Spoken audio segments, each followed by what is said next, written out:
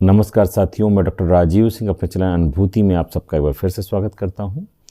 और साथियों, हम अपनी आज की अनुभूति पे, अपनी आज की चर्चा पर आएँ उससे पहले आप ये वीडियो देखिए।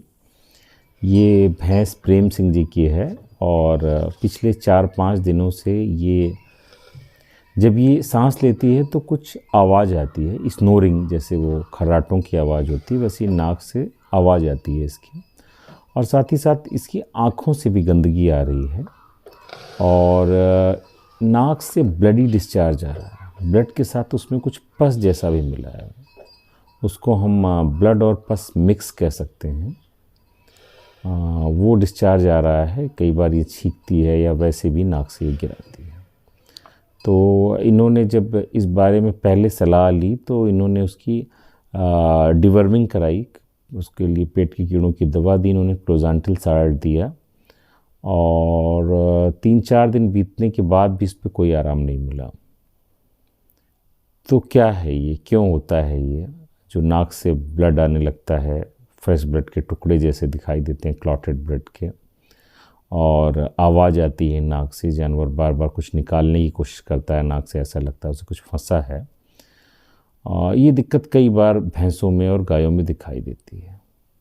तो आज हम इसके कारणों पर और इसके उपचार पर चर्चा करेंगे।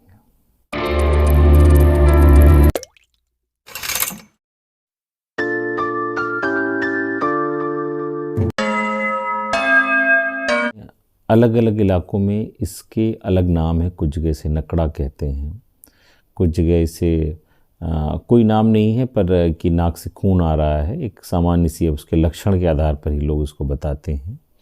तो ये नेजल सिस्टोसोमियासिस है। सिस्टोसोमा एक ब्लड फ्लूक होता है, एक ऐसा परजीवी जो रक्त की हमारी जो वेन्स हैं उन्हीं पे रहता है।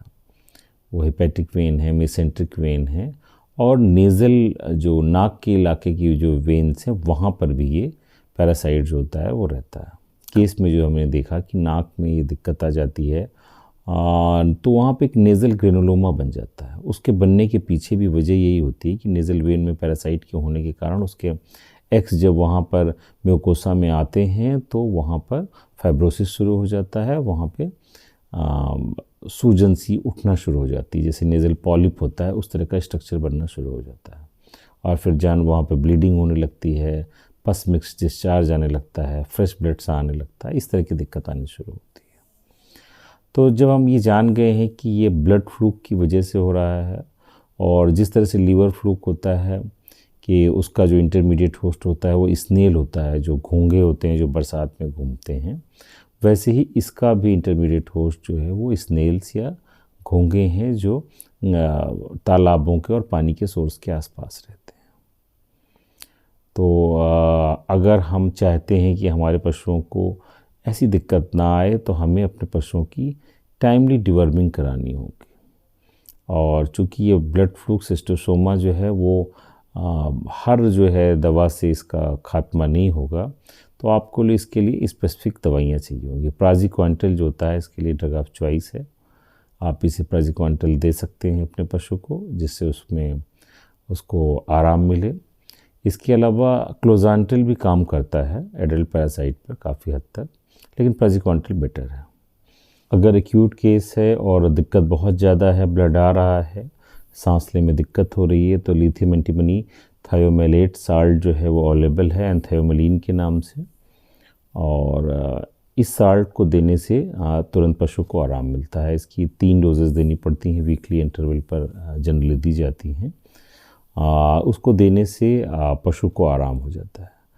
तो ऐसी नौबत ही ना आने दें। अगर आपको ऐसा लगता है कि आपके पशु में कोई दिक्कत आ रही है, उसकी आँखों से कीचड़ आ रहा है और उसकी नाक में हल्की सी भी आवाज़ आनी शुरू हुई या ब्लड आने लगा, तो उसकी डिवर्मिंग सबसे पहले करा दें और आसपास के अपने वेटनरी डॉक्टर से मिलें, उन्हें बताएं। उन्हें पता होगा, वो आपको प्राज़िक्वांटल के अवेलेबल साल्ट्स होंगे, क्लोज़ांटिल है, या फिर जो ये एंथायोमलिन मैंने बताया है इसकी रिकमेंडेड जो डोज़ है। चूँकि ये दवाइयाँ एंथायोमलिन एक सेंसिटिव ड्रग है, तो इसका एक प्रशिक्षित जो है पशु चिकित्सक की निगरानी में ही इसका प्रयोग करें, और जैसे ही आप ये दवाएं देंगे तो आपका पशु बिल्कुल ठीक हो जाएगा। और अगर आप ये दवाएं नहीं देंगे और उल्टा सीधा उपचार कराते रहेंगे, ब्लड रोकने की मेडिसिन देते रहेंगे, एंटीबायोटिक्स देते रहेंगे, तो ये कभी ठीक नहीं होगा। उल्टा इसकी स्थिति सीवियर हो जाएगी और आपको लगेगा कि एक ऐसा लाइलाज रोग हो गया है जो शायद ठीक नहीं होगा। तो मेरी आज की जानकारी यही थी। अपने अगले वीडियो में फिर किसी अपनी नई चर्चा के साथ हम आपके साथ होंगे। तब तक के लिए मेरी इजाज़त दीजिए। धन्यवाद।